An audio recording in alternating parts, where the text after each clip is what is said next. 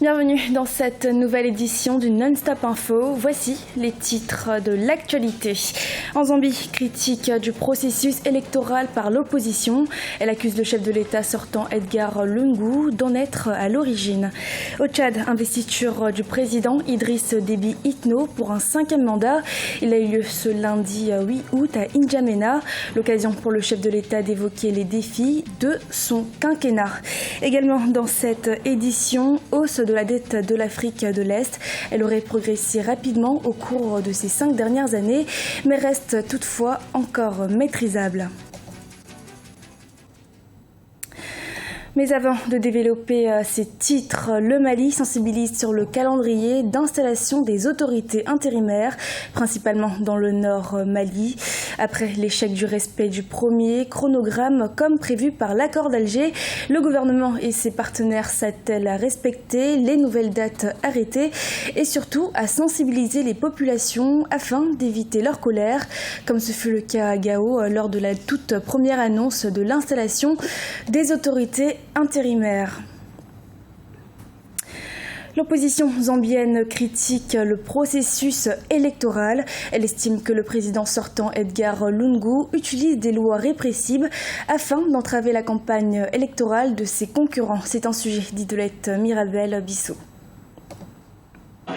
La Zambie organise les élections présidentielles et parlementaires ce 11 août 2016.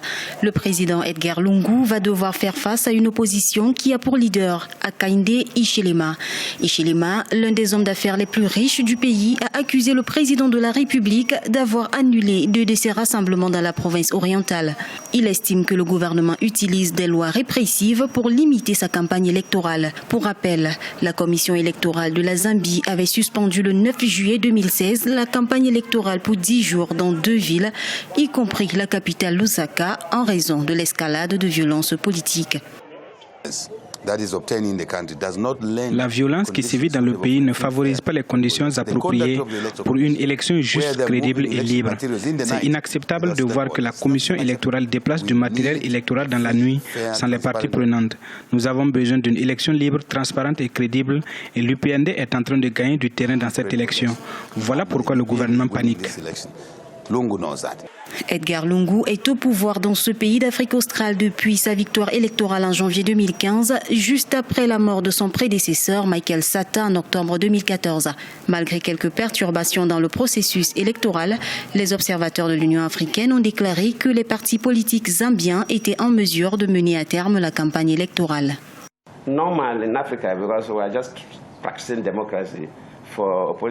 En Afrique, c'est normal parce que la démocratie est récente. Les partis d'opposition ont toujours le sentiment que le parti au pouvoir pourrait utiliser toutes les ressources de l'État et du pouvoir, car il contrôle la sécurité, les médias publics et tout cela pour créer un environnement qui ne leur est pas favorable. Mais d'après le rapport que nous avons obtenu de nos observateurs, sur le long terme, certes, il y a des violences en ce qui concerne la Zambie, mais nous pensons que le processus électoral peut se poursuivre sans obstacle.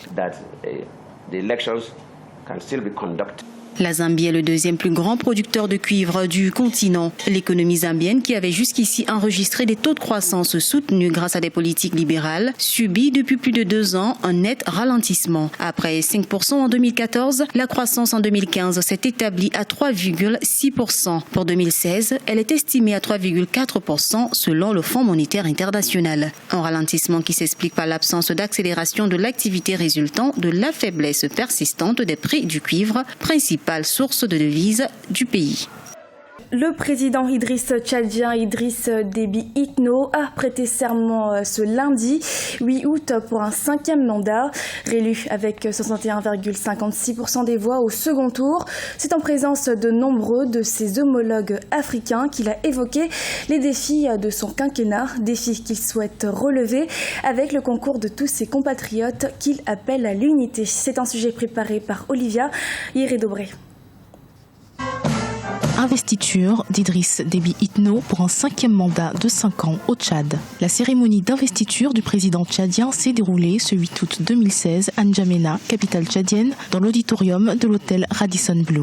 Le président Idriss Déby, 64 ans, a prêté serment devant un parterre de chefs d'État africains, parmi lesquels le Nigérian Muhammadu Buhari, le Malien Ibrahim Boubacar Keïta, Mahamadou Issoufou du Niger ou encore Roch-Marc Christian Kaboré, président burkinabé. Au cours de cette cérémonie, le président tchadien Idriss Déby s'est voulu rassemblant en appelant ses compatriotes à l'unité. Mes chers compatriotes, votre confiance renouvelée m'oblige une fois à continuer d'entretenir ce formidable élan national, de rassembler et de protéger les Tchadiens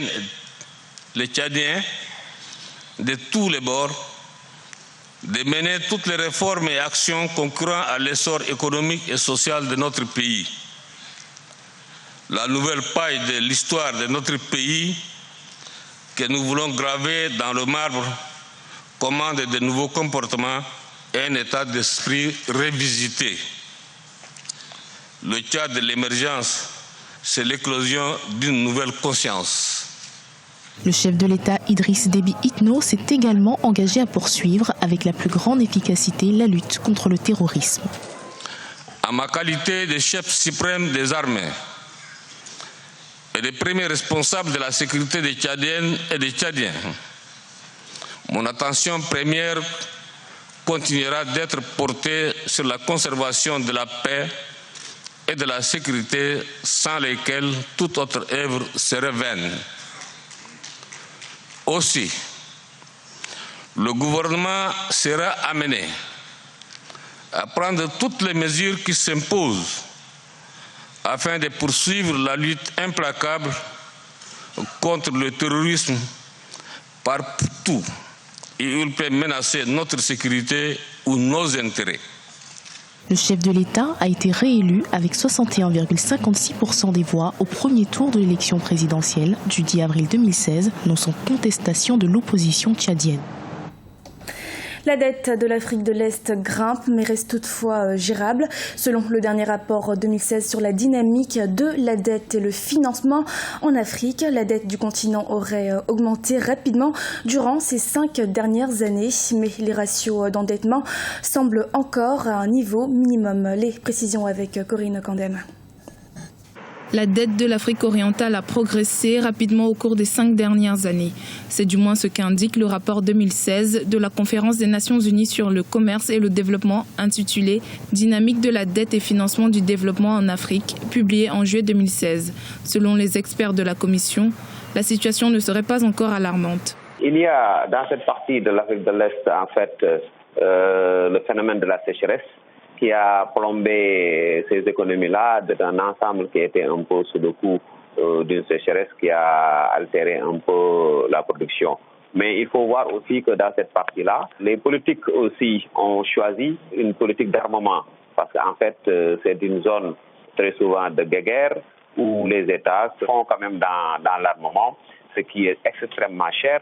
Et vu qu'ils n'ont pas en fait suffisamment aussi de moyens. Et enfin, on pouvait peut-être mettre en ligne le développement voulu sous le vocable nouveau émergence qui fait que ces pays-là sont entrés dans des politiques d'investissement assez lourdes qui devraient être aussi supportées par fondamentalement l'endettement, sachant qu'en fait c'est des pays qui très souvent sont dépourvus de ressources minières qui n'ont plus de valeur, ce qui fait qu'effectivement les pays-là sont plombés aujourd'hui par un endettement assez lourd.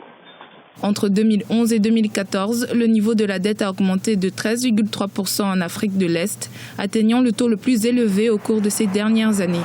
Si la moyenne pour l'Afrique subsaharienne est de 9%, le rapport souligne que les niveaux d'endettement restent soutenables pour la plupart des pays de la sous-région. Les perspectives de la dette publique dans la région sont inquiétantes, comme le volume des exportations chute. En fait, la vitesse à laquelle le niveau de la dette publique et le déficit budgétaire augmentent ne correspond pas à la vitesse de la croissance économique et tôt ou tard, cette dette deviendra insoutenable. La dette est censée développer l'économie si les fonds sont investis dans les secteurs productifs.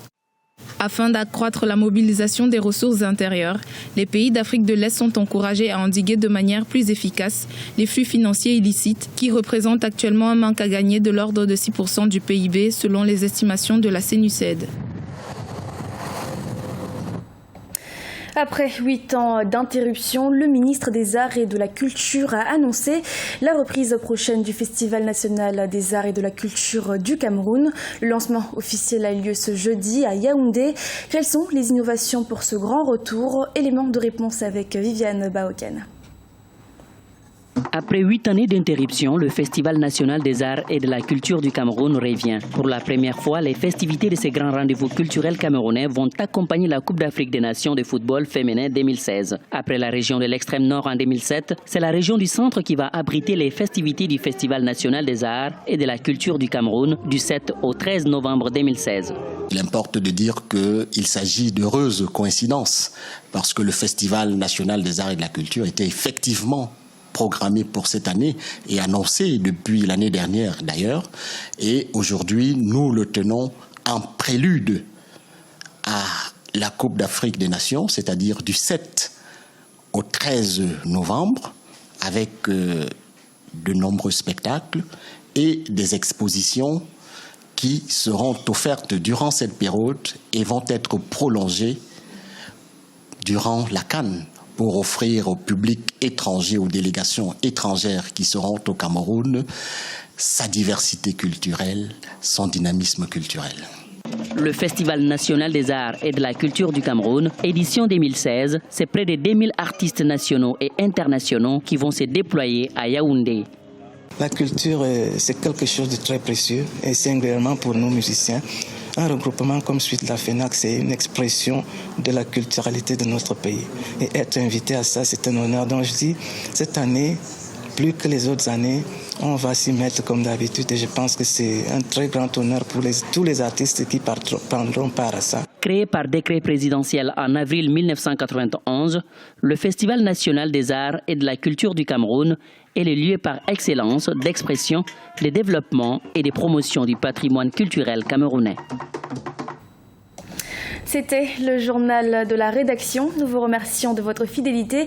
Dans quelques instants, une nouvelle édition de l'actualité sur Africa 24.